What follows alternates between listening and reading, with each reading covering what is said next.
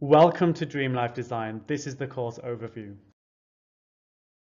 Welcome to the Dream Life model. This is what we're going to use to develop your life plan. The first half is all about unlocking your potential. We're going to start by exploring your identity and who you are as an individual. Develop a sense of inner awareness. And then we're going to do a self-evaluation and reflection and develop an outer awareness by compartmentalizing misery, bliss, and gratitude. And then we're going to develop your aspirations. So we'll really think about what the future can look like and what you're capable of, and really measuring your potential here. And then we're going to establish changes and life missions. So we're going to look at the changes you need to implement in your life in order to reduce misery, increase bliss, and strengthen gratitude. And the missions are basically the results that we're looking for by implementing these changes. And then once we've developed an outlook on life, we can set goals to achieve that outlook, those life missions, and we set those goals in priority order.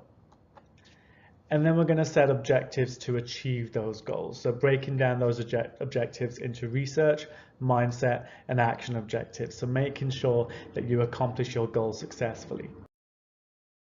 This is the second half of your life plan. So this is all about unleashing your potential and scaling up towards that dream life. So once you've arrived at a point of fulfillment, when you've really shown yourself what you're capable of and achieved the results that you set out to achieve, you're going to scale that life up by setting immediate goals, intermediate goals, and ultimate goals. So a life plan towards achieving and accomplishing those aspirations.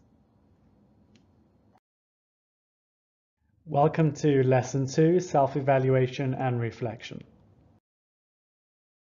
So the lesson outline, we're going to start by exploring misery, bliss, and gratitude, and how to identify misery and the restrictions in your life, keeping you from living it. We're going to start identifying bliss, the things that make you feel as if life is a worthwhile experience and make you feel as if you're alive. And then identifying gratitude, the elements that keep you alive, the things worth living for.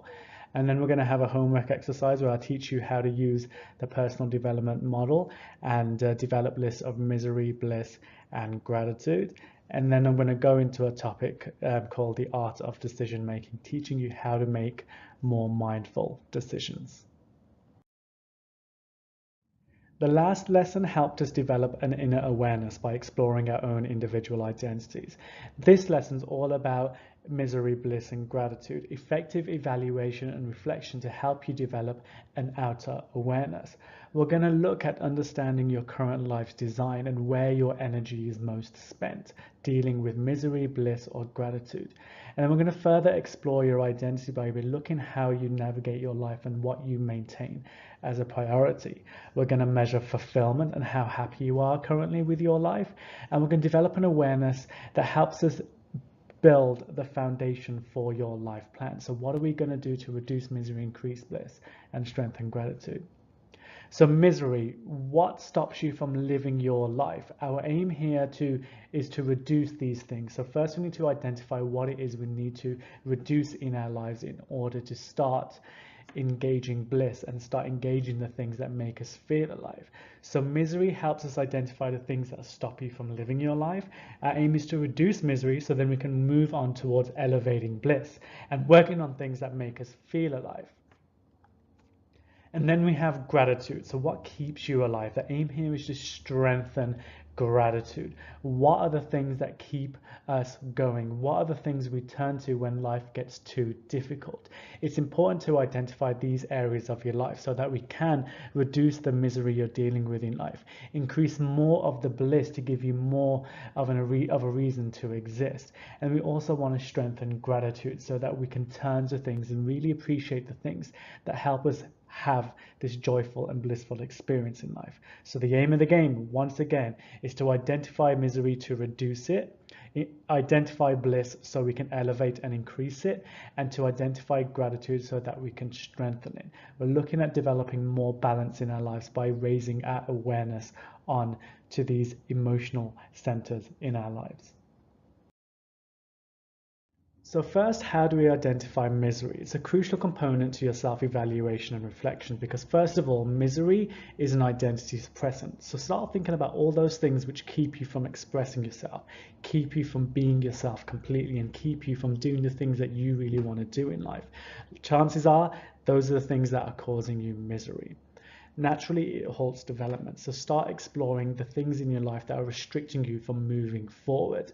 It keeps you from engaging your senses and disconnects you from the present moment. So what's happening here is that when your life is a miserable experience, you probably go into your own mind in order to cope, because engaging the senses means engaging with the life around you. But if the life around you is a miserable experience, you're not going to want to engage that present moment. So naturally, you'll start internalizing a lot of things and causing a lot of inner pressure and anxiety. It fuels insecurity and fear. So think about those things that cause you to feel insecure. Think about the things that you're scared of. Those are probably things that cause you misery too. There's a mind-body disconnect. So think about those experiences where you feel as if you weren't really there. Ever had that experience of when you're driving to work and you don't realize that you're at work, you just end up at that same place, you just go on like autopilot? That's a mind-body disconnect. Your mind is one place and your body is elsewhere.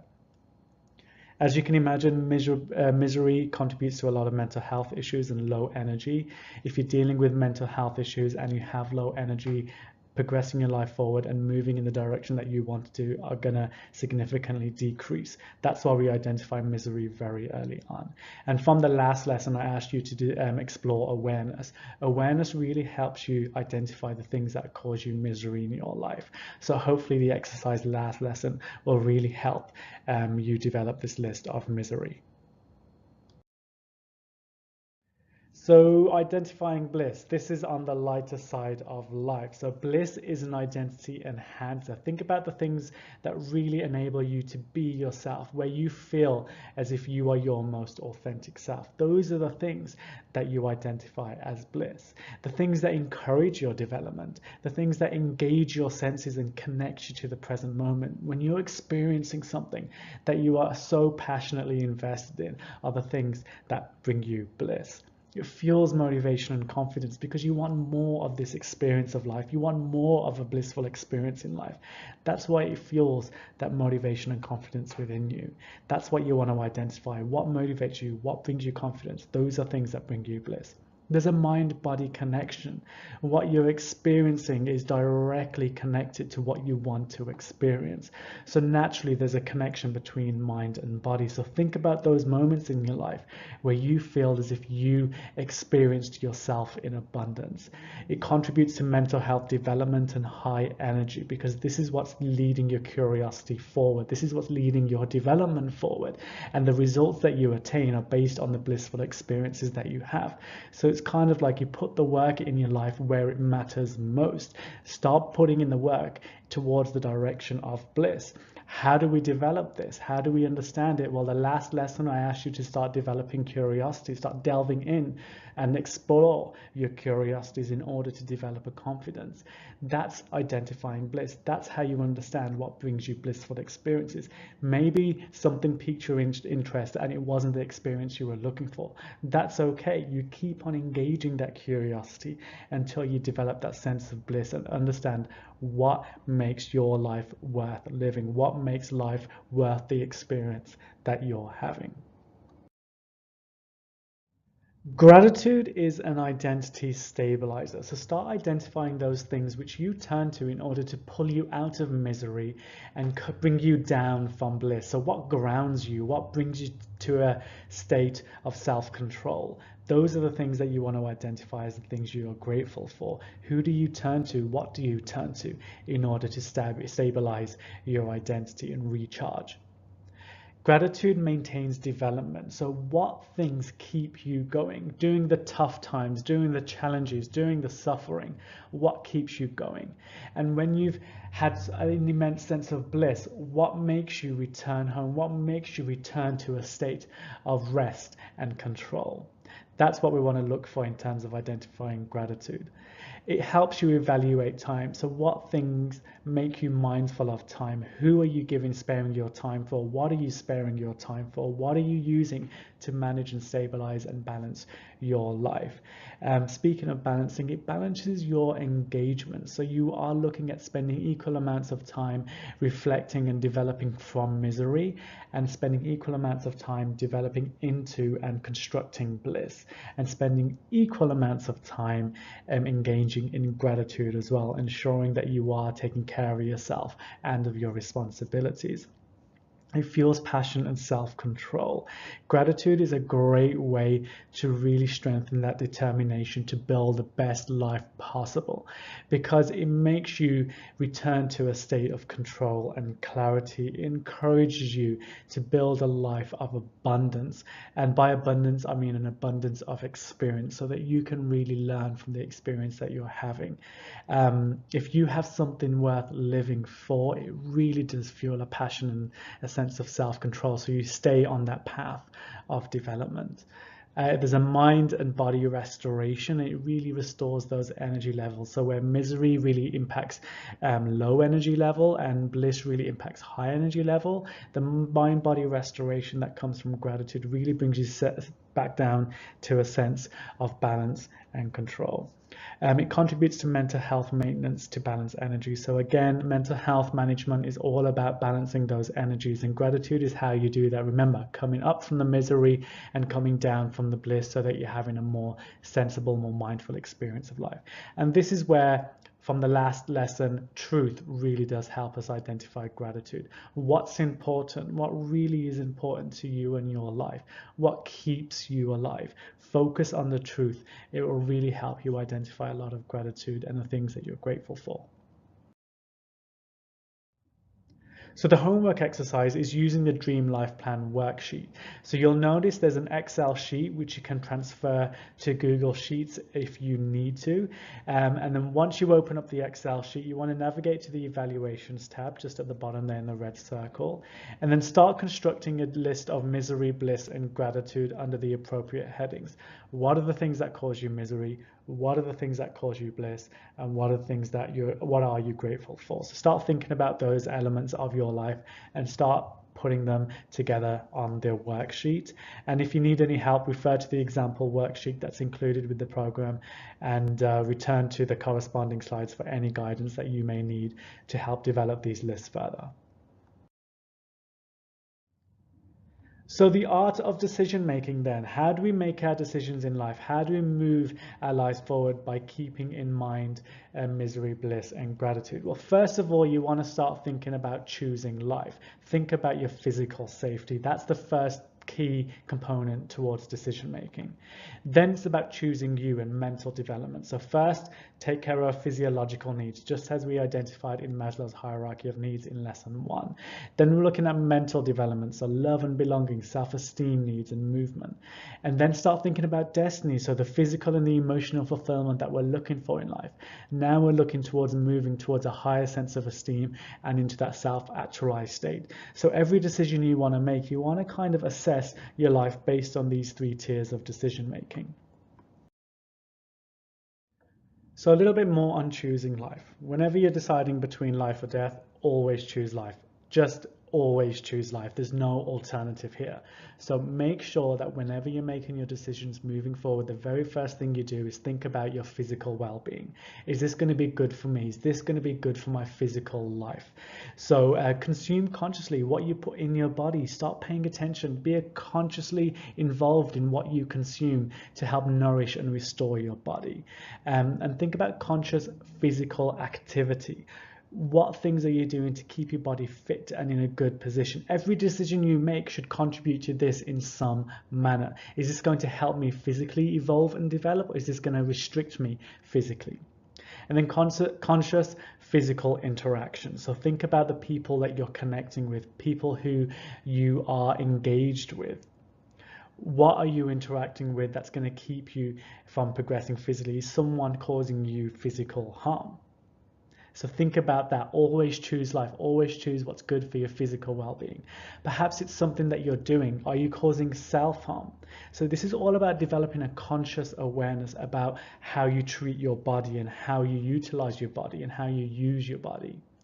Right? So think about your physical well-being at the very first stance of any decision making. The choice that reduces most harm is what we're looking for here, to self and to others. So the thing that reduces most harm to self and to others is a very primary focus of every decision that you make moving forward in order to keep your identity authentically intact, to essentially keep your humanity intact too. So really think about your physical well-being at the very first stage of any decision that you make. So the first tier of decision making was all about taking care of your physical well-being. The second tier of decision making, the second realm of thinking that you want to enter, should all be about your mental well-being. If you're physically safe and secure, start thinking about, is this decision going to keep my mental well-being intact? Is what I'm going to experience, what I'm going to consume, whether it's nutrition based, whether it's through your physical senses, how is that going to impact me mentally? How does what I eat impact me mentally? How does what I watch on TV impact me mentally? Start thinking about consuming conscientiously here. And think about conscientious mental activity. Start really connecting with how your mind interprets things, how your mind is operating. And then conscientious mental interaction. So start now really working with that inner voice and paying attention to those inner emotions and those inner feelings in order to really establish what's going to keep your identity intact and help you grow. So when you're faced with a decision, and it's past the first round of thinking, it's past that round of thinking whereby you've taken your physical and well-being into account. The second round of thinking is all about keeping your mental well-being intact, and therefore your choices start centering around maintaining your responsibilities, that of yourself and those that you're responsible for and the things that you're responsible for in your life. Because essentially, if anything that you are responsible for is disrupted, it starts impacting you mentally just as much as it can impact you physically. So the final tier of thinking that you want to enter when making any decision is basically about your future, about your destiny. You've maintained that the decision going forward is going to be good for your physical well-being. That won't be disrupted. Then you've entered the second realm of thinking about your mental well-being. Again, you've deciphered the fact that it's going to be fine. Your mental well-being will remain intact. Now start thinking about, is this decision really good for my future? Imagine a destiny on a scale between insignificance and greatness, and that every choice you make in life sways the pointer towards insignificance or greatness. So you want to decide on a life of greatness naturally, because you want to move towards that self-actualized state. You want to live a great experience. However, one thing to mention is that destiny is a subjective experience. What you believe as greatness to be is totally yours to define. Remember, you're breaking free from the molds of what you think or what you've been taught greatness is, and discovering what greatness is for yourself. So the spectrum is completely subjective. So think about that whenever you're making your decisions. In my physical well-being, first think that always choose life. Then your mental well-being, make sure that's going to be intact and developing and growing and moving you forward towards taking care of yourself and of your responsibilities. And then the third tier of decision making is all about choosing what's right for your future. So it's decision making. It's as simple as 1, 2, 3: physical well-being, mental well-being, and then that of your future greatness or your future outcome.